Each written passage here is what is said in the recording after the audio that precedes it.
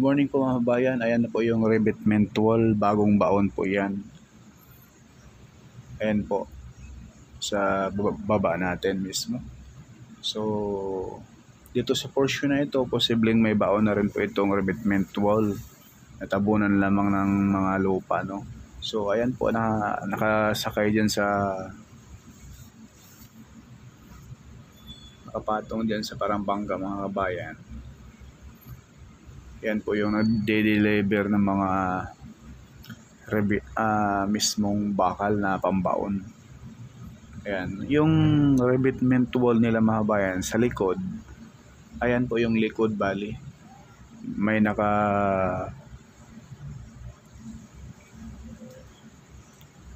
welding na napakasolid na bakal. Kaya itong Marikina flood control mga kabayan, ang haba ng bakal na ibabaon dyan, 18 feet. Ganon din po yung likod ng revetment wall. 18 feet rin po yung haba. Kaya grabe ang solid.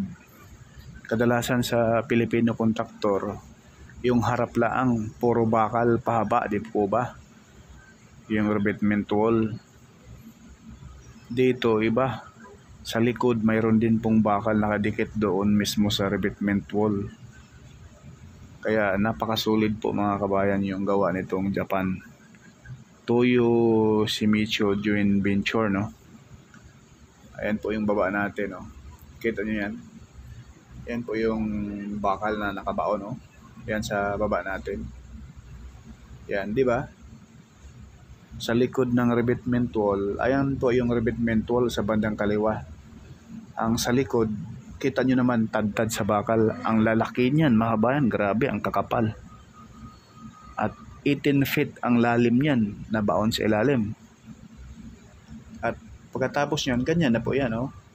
Saka na nila lalagyan ng concrete cement sa taas.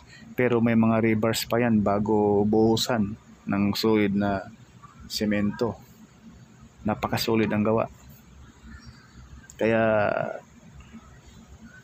ito yung pang long term solution talaga. Sana ito po yung kukunin gawin itong kontraktor na ito doon sa mismong mga bahain na area dito sa Metro Manila, no? Lalo na dyan sa Bulacan, Pampanga, sa may Malabon. Kasi kung Pilipino kontraktor mga bayan ay hindi naman sa sinisiraan natin sila, ay alam nyo na, andyan yung mga buhayang ilang congressman at senador. Yan ang mga salot sa bansa at dito sa bansa natin, yung mga kawatan dyan sa gobyerno talaga. Kaya lahat ng mga project ng gobyerno ay walang, kita nyo, maganda yung daan, sisirain nila yung daan, tapos bubungkalin, tapos ititingga. Ganun ka mga hinayupak yung mga hangal ang kaluluwa ng mga ilang congressman at senador.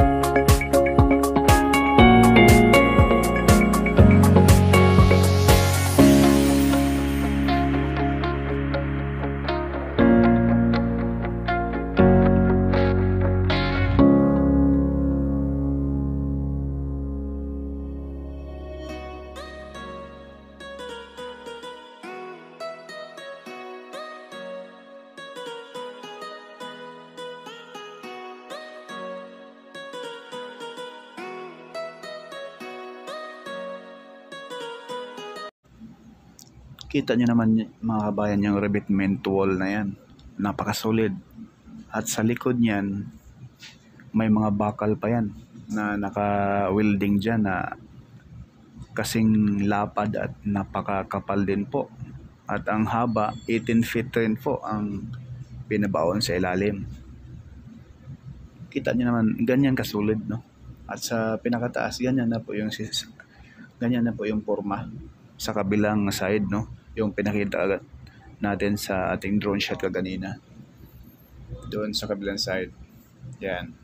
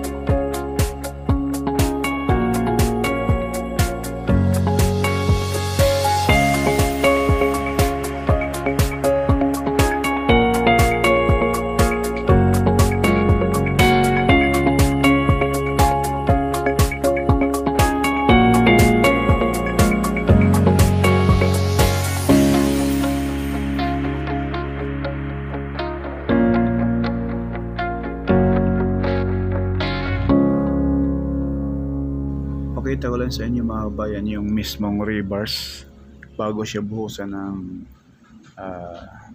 concrete cement. Grabe yung siksik liglig umapaw na bakal. Kita nyo naman yan mga bayan, no? Ang tindi ng bakal. Hindi tinitipid, walang bawas na 25% sa pondo. Kaya ganyan kasulid yung gawa. Naglalaway ngayon rito yung mga buhaya sa gobyerno. So ayan po mga bayan. Sana ganito lahat ng flood control sa buong Maynila, no? Pati Pampanga, Bulacan, dahil galing din doon yung mga baha mga bayan, no? Napakaraming buhay na napuresyo dahil sa korupsyon ng gobyerno.